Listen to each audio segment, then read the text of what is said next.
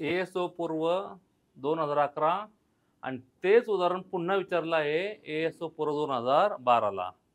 गणित पहा कसं आहे, एका वर्गातील 60 मुलांच्या वयांची सरासरी 11 वर्ष 5 महिने आहे. शिक्षकांसह सरासरी काढली तेव्हा ती 12 वर्ष आली. तर शिक्षकाचे वय किती आहे? ह्यातला आपल्याला योग्य पर्याय निवडायचा आहे. पहा एकूण किती विद्यार्थी आहेत? 60. 60 विद्यार्थी आहेत आणि 60 विद्यार्थ्याची सरासरी आहे 11 वर्ष आणि 5 महिने. शिक्षकांसह सरासरी काढली तेव्हा ती आली 12 वर्ष. तर ह्या गणितामध्ये मुख्य चुकण्यासाठी शक्यता कुठे आहे माहिती आहे का? 11 वर्ष 5 महिने. ज्यावेळेस आपल्याला असं एखादी गोष्ट डबल अशी एककामध्ये म्हणतील, 11 वर्ष 6 महिने, 12 मिनिटे 10 सेकंद किंवा 3 तास 20 मिनिटे असं काहीतरी देतील. त्यावेळेस आपण काय करायचं, ती गोष्ट एकाच एककामध्ये बनवायची. म्हणजे जे लहान असेल ते 5 महिने, म्हणजे महिन्यामध्ये आपण सगळे बनवायचे. आपण असं म्हणूया 60 मुलांच्या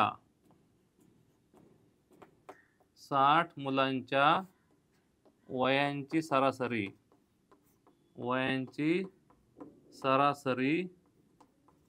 किती आहे? 11 वर्ष 5 महिने. म्हणजे किती माहिती आहे का? 11 गुणिले 12 अधिक 5 महिने. 5 महिने.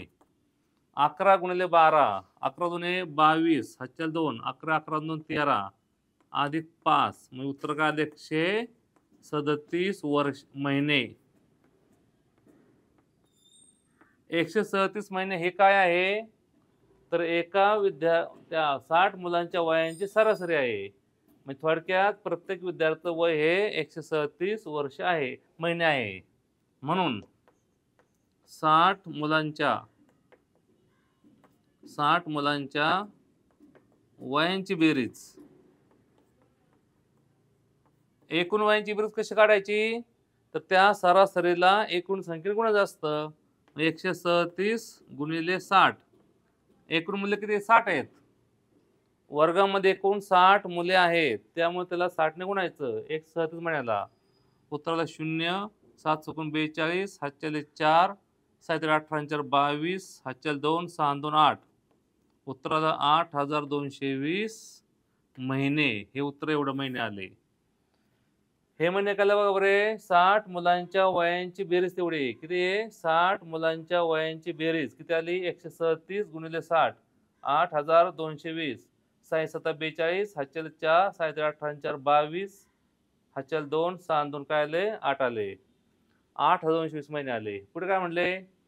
शिक्षकांसह सरासरी काढली ती 12 वर्ष आली. 12 वर्ष म्हणजे किती माहिती आहे का?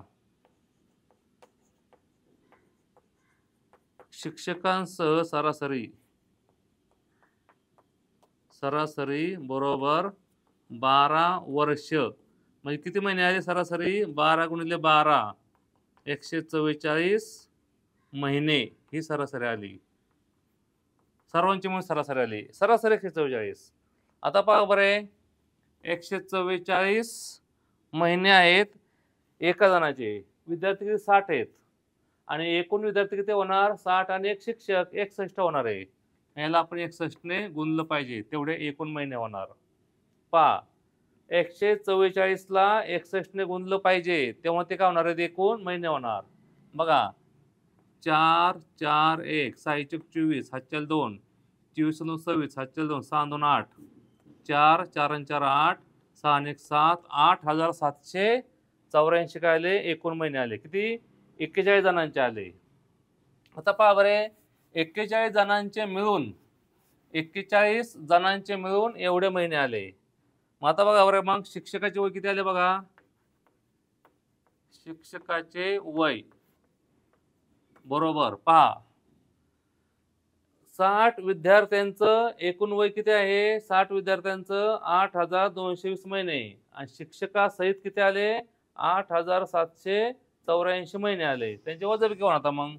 8784 वजा 8220 त्यांचे करायचे आता वजाबाकी तेवढे महिने आले.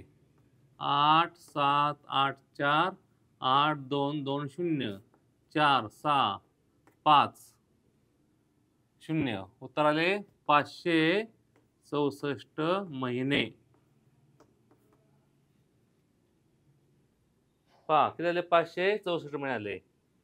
म्हणजे किती आले माहिती आहे का? 564 भागिले 12 12 चोक 48 12 चोक 48 किती उरले? 8 उरले. 8 4 84 वर्षासाठी 84 47 वर्षे. हे काय आले? शिक्षकाची वय आले. पहा गणित हे थोडा वेळ जास्त गेला तर चालेल, परंतु हे गणित ॲक्युरेट आलं पाहिजे. त्यासाठी काय करावं लागतं? ज्यावेळेस आपल्याला असे 2-2 एकके देतात, मीटर, किलोमीटर, सेंटीमीटर, मीटर असे 2-2 त्यावेळेस ते लहान एककामध्ये रूपांतर करायचं. थोडा गुणाकार वाढतो, पण उत्तर व्यवस्थित येतं आणि आपलं कळतं की उत्तर हे बरोबर आहे म्हणून. पहा शिक्षकाचं वय काय 47 आलं. कसं काढायचं पहा परत.